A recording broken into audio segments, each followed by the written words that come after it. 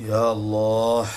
ഇമാം ഇബ്നു ഹജർ അൽ ഹൈതമി റളിയല്ലാഹു അൻഹുവിൻ്റെ കിതാബു സവാജിറാണ്. സവാജിർ, ചെയ്യാൻ പാടില്ലാത്ത കാര്യങ്ങൾ പറയുന്ന കിതാബ്. അതിൻ്റെ രണ്ടാം വാള്യം 213 പേജ്, രണ്ടാം വാള്യം 2-ാമത്തെ അധ്യായം 213 പേജിൽ ഇതാ കാണുന്നു. എന്താ പറയുക, ഇതാ മൻ ശരിബ കഅ്സൻ, ഒരു കപ്പ് ഒരു ക്വാർട്ടർ എന്നൊക്കെ പറയല്ലോ, അല്ല വല്ല അഭിമാനമായിട്ട് പറയണ സാധനം. അത് കുടിച്ചാൽ ലം യഖ്ബലുല്ലാഹു സ്വലാത്തഹു, അള്ളാഹു സ്വീകരിക്കൂല 40 സബാഹൻ, 40 ദിവസത്തെ നിസ്കാരം അള്ളാഹു സ്വീകരിക്കൂല. ഒരു സ്ഥലത്തുള്ളത്. വേറൊരു സ്ഥലത്ത് എന്താ ഉള്ളത് അറിയാം? ഇത് മുഴുവതാട്ടോ. അതൊക്കെ പറയണത് മദ്യപാനത്തിൻ്റെ ശിക്ഷകളെ കുറിച്ചാണ്.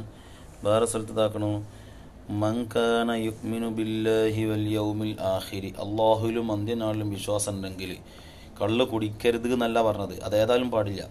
പിന്നെന്താ പറഞ്ഞത്? ഫലാ യജ്ലിസ് അലാ മാഇദത്തിൻ യുശ്റബു അലൈഹിൽ ഖംറു, കള്ള് കുടിക്കുന്ന പാർട്ടിയിൽ, ന്യൂ ഇയർ പാർട്ടി ആണെങ്കിലും, ഇനി ബീച്ച് ഫെസ്റ്റ് ആണെങ്കിലും, ഇനി വേറെ ഏത് കല്യാണ രാവാണെങ്കിലും, മെഹന്തി രാവാണെങ്കിലും, മദ്യപാനം നടക്കുന്ന സദസ്സിൽ പോലും ഇരിക്കാൻ പാടില്ല. മദ്യപാനിക്കരുത് ഉറപ്പായിട്ടും പാടില്ല. മദ്യപാനം നടക്കുന്ന സദസ്സിൽ പോയിരിക്കാൻ പോലും പാടില്ല എന്ന് അള്ളാഹുവിലും അന്ത്യനാളിലും വിശ്വസിക്കുന്നവൻ ശ്രദ്ധിക്കേണ്ട കാര്യം. പിന്നെ ഇനി ഒന്ന് കാണണം നിങ്ങൾക്ക്, ഇതിൻ്റെ ഒക്കെ അപ്പുറത്ത് ഇതൊക്കെ സംഭവം തന്നെ. ഇനി ഒന്ന് കേട്ടോളി.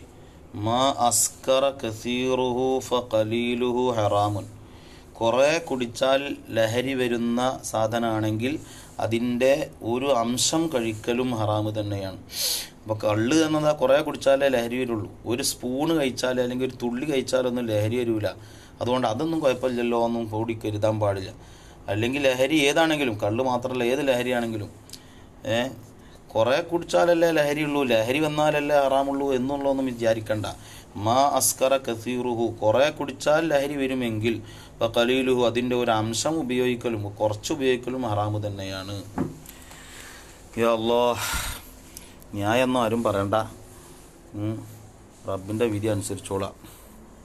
ഇതാണ് സവാജിർ അൻ ഇഖ്തിറാഫിൽ കബായിർ ഇബ്നു ഹജർ അൽ ഹൈതമി തങ്ങളുടെ കിതാബ്.